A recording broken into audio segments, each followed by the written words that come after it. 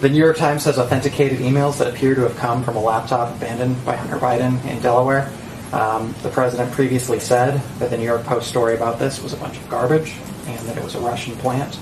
Does he stand by that assessment? I've pointed the Department of Justice and also to Hunter Biden's representatives. He doesn't work in the government.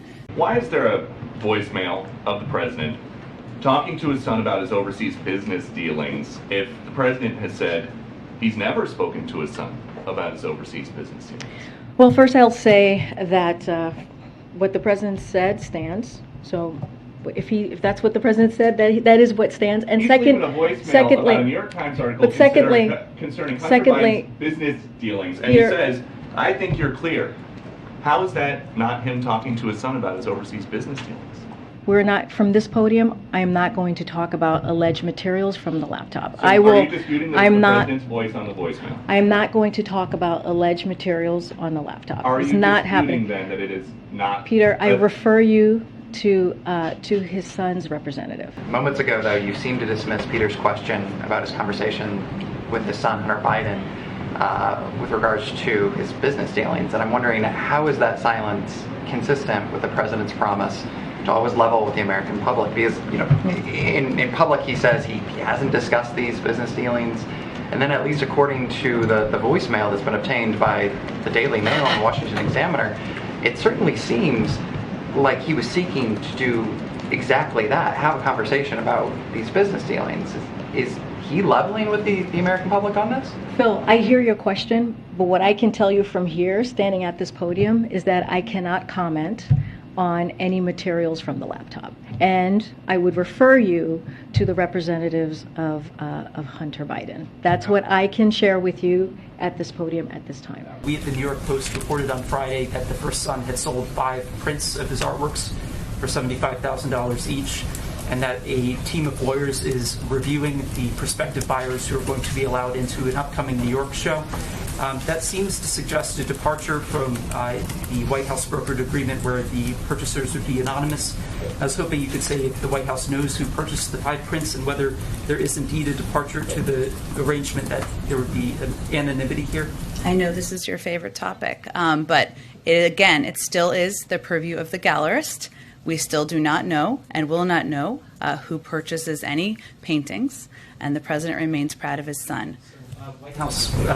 Did you have another question on something else? Otherwise, we're going to move on to some other topics. Looking at White House visitor logs, there were 19 visits to the White House while the president was vice president by Hunter Biden's business partner, including one with the vice president. Can you help us understand why that business partner had access and what those meetings were about? I don't have any information on that. I'm happy to check and see if we have any more comment. I'm just wondering, did they factor in any way into the way the White House prepared for this meeting, specifically the fact that Hunter Biden was a key part of those conversations with the last administration and Zelensky? And did President Biden expect in any way, shape, or form to address that dynamic in today's meeting? No. Jeff?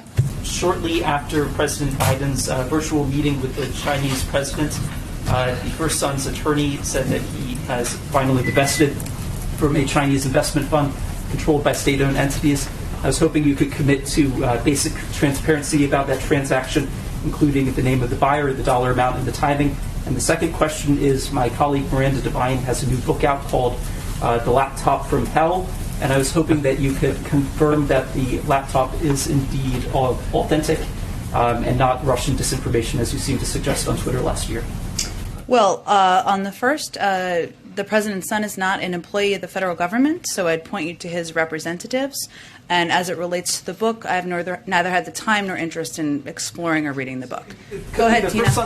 Go ahead, Tina. I think I answered your question. Go ahead. You can go to the representative of the person who's not an employee of the federal government. Go ahead, Tina. I think we have to move on. Go ahead. The New York Times reported this week that the first son remains under criminal investigation. Does the president still intend to stay out of that case? Yes, it's the Department of Justice, and I will point you to them. And my 2 questions about conflicts of interest in foreign affairs. First, I have a question about Russia, and then one about China. On Russia, you told me last year that you were unfamiliar with the Senate report that alleged that the first son, or a company linked to the first son, received $3.5 million from the richest woman in Russia.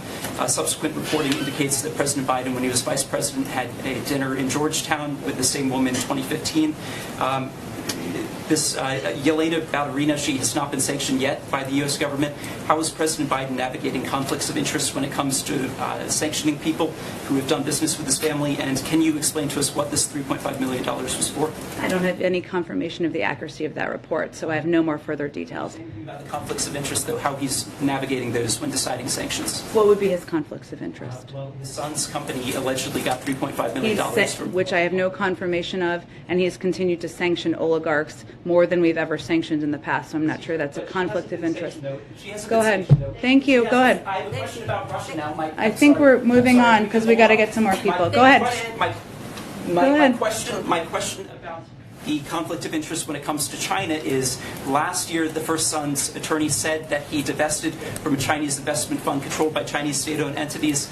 We have received not even basic transparency about who bought out his stake, when this happened, and how much money changed hands. Did he actually divest, and if so, can you agree He's to a basic private transparency? citizen. He doesn't work for the government. I'd point you to his representatives.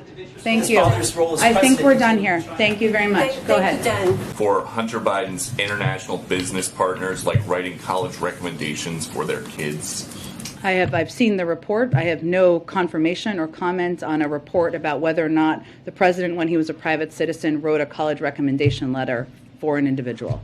A college recommendation letter, though, from, at the time, a former vice president would be a big deal. So do we know what the president might have gotten in return for doing a favor like that? Again, I have no confirmation of any recommendation letter the president wrote when he was a private citizen, by the way, not serving in public office. That's even the report. But he's the president now, and you're his spokesperson. Correct. And he was not the president at the time of this report. So there's evidence that the president at one point was office mates with Hunter and his brother Jim here in D.C. It's not accurate. That is not accurate. So when Hunter Biden is emailing a landlord, please have keys made available for new office mates, Joe Biden, Jill Biden, Jim Biden. That you're disputing. They were not office mates, no. They were not office mates. Okay. Great. Go ahead.